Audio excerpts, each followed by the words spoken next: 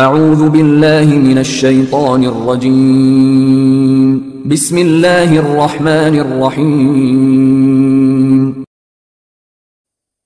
اللهم صل على محمد وعلى آل محمد كما صليت على إبراهيم وعلى آل إبراهيم إنك حميد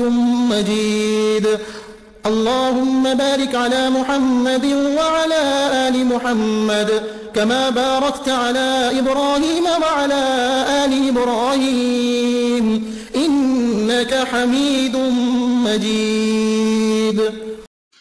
السلام علیکم ورحمۃ اللہ وبرکاتہ. ایک دفعہ پھر آپ لوگوں کو خوش آمدید میرے آفیشنل چینل عظیم عملیات میں. آج کی جو ویڈیو کا ہمارا عنوان ہے کہ اجازت لینا کیوں ضروری ہے. ایک بھائی نے مجھے میسج کیا، اپنا کومنٹ کیا تھا میں نے ویڈیو پوسٹ کی تھی سورۃ کوثر کی زکوٰۃ کا طریقہ. اس کا کومنٹ یہ تھا کہ قرآن پاک پڑھنے کے لیے کس اجازت کی ضرورت ہوتی ہے، کیوں اجازت لیں؟ قرآن پاک تو بغیر اجازت کے پڑھا جاتا ہے. تو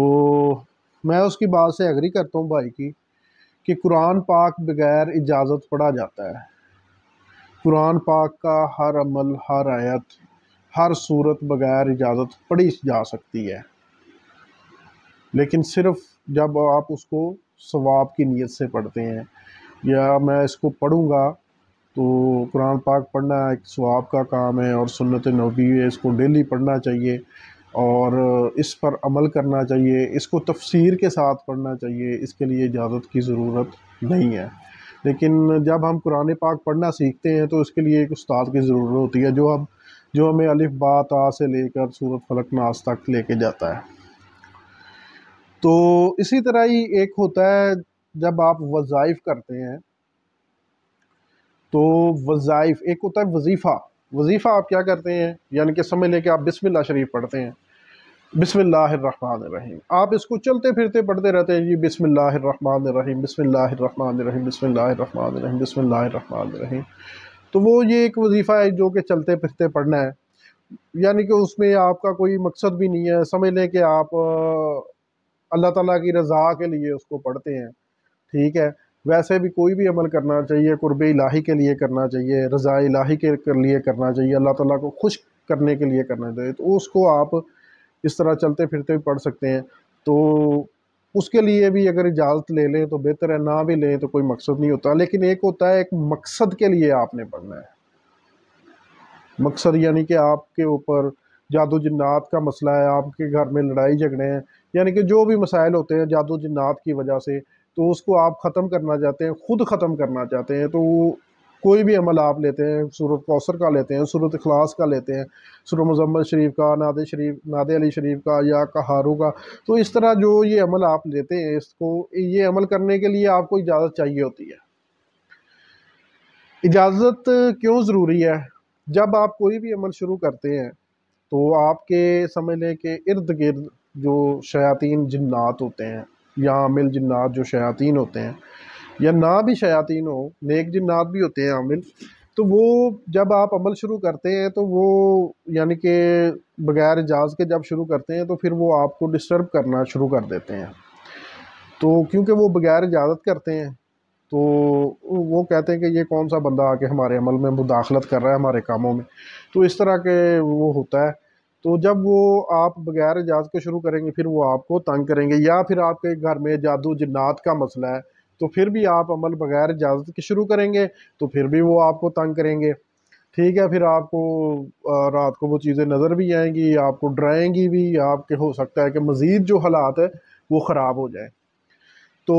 جب آپ اجازت لیتے ہیں اپنے پیر و مرشد سے کسی بھی عمل کی، مثال کے طور پہ آپ نے سورۃ کوثر کی لی ہے، ٹھیک ہے. سورۃ کوثر کا بہت ہی پاورفل عمل ہے، اور سمجھ لیں کہ ہر چیز آپ 40 دن کا چلہ کرتے ہیں تو ہر چیز 40 دن کے چلے میں آپ کے گھر سے صاف ہو جائے گی، اور نیت پہ بھی ڈپینڈ کرتا ہے. اور جب بات ہو رہی ہے اجازت کی، جب آپ اجازت لیتے ہیں اپنے پیر و مرشد سے کہ سمجھ لیں کہ میں نے اجازت لینی ہے اس عمل کی، تو میں اپنے پیر و مرشد کو کہتا ہوں کہ اپنا پیر صاحب مجھے اس عمل کی اجازت عطا فرمائیں تاکہ میں یہ عمل شروع کروں اور اس سے لوگوں کو فائدہ پہنچاؤں، اور جو میری روحانیت میں بھی ترقی ہو، یعنی کہ جب بندہ یہ اجازت لیتا ہے ان عملیات کے لیے، تو آپ سورۃ کوثر کے عمل کی آپ کو اجازت مل جاتی ہے، تو جو غیر اخلاقی قوتیں ہوتی ہیں، شیطانی قوتیں ہوتی ہیں یا دوسرے عامل جنات ہوتے ہیں، وہ آپ سے دور بھاگ جاتے ہیں، کیونکہ اس میں آپ کے پیر و مرشد کی روحانیت بھی آپ کے ساتھ انوالو ہو جاتی ہے۔ یہ سب سے بڑی چیز ہے اجازت جب آپ لے لیتے ہیں۔ تو بغیر اجازت کے شروع کریں گے تو پھر آپ ہو سکتا ہے کہ وہ عمل آپ کو نقصان بھی پہنچائے۔ ابھی بہت سے بندے کہتے ہیں کہ جی یہ اپنا قرآنی آیات ہیں، ان سے کون سا نقصان ہوتا ہے؟ ٹھیک ہے، نقصان نہیں ہوتا، میں کہتا ہوں قرآنی آیات ہیں، ان سے نقصان نہیں ہوتا۔ ابھی کچھ عملیات ایسے ہوتے ہیں، ایک مثال کے طور پہ میں آپ کو اپنا ایک واقعہ سناتا ہوں چھوٹا کا، بغیر اجازت کے بعد کہ میرے پیر و مرشد یہیں پہ موجود تھے، آج سے 2 سال پہلے کی بات ہے۔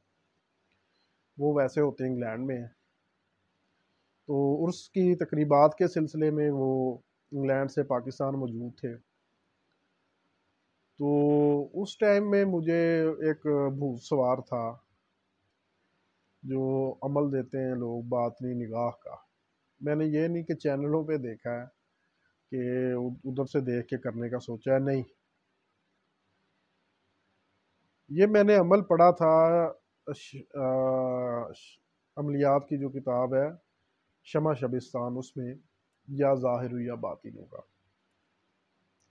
اچھا، اس عمل کی جو تعداد ہے اس کے بارے میں علم نہیں تھا،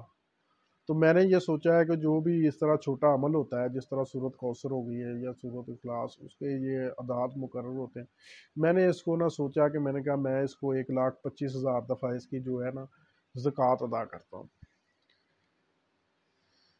ابھی اس میں کچھ مزاحیہ چیزیں ہیں۔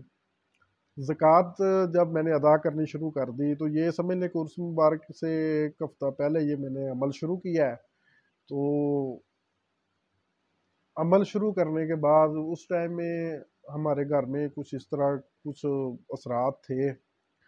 جن کو میں آہستہ آہستہ اپنے جو عملیات میں نے سیکھے تھے ان کے ذریعے میں ختم کر رہا تھا، کیونکہ رستہ تو اللہ تعالیٰ دکھاتا ہے۔ ابھی تو الحمدللہ کوئی بندہ سمجھ لے کہ میرے پیر مرشد کی دعا ہے اور میرے نبی کریم صلی اللہ علیہ وسلم کا صدقہ ہے، کوئی بھی شیطانی قوت میرے گھر کی طرف آنکھ اٹھا کے نہیں دیکھ سکتی، الحمدللہ الحمدللہ الحمدللہ، کیونکہ مجھے میرے اللہ تعالیٰ نے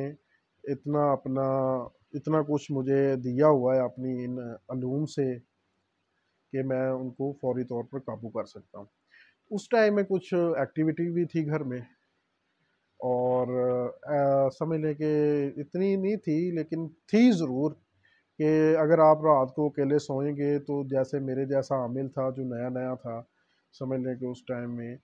یہ مجھے سال ہی ہوا تھا اس ٹائم اس فیلڈ میں، تو وہ خوف کھا جاتا ہے۔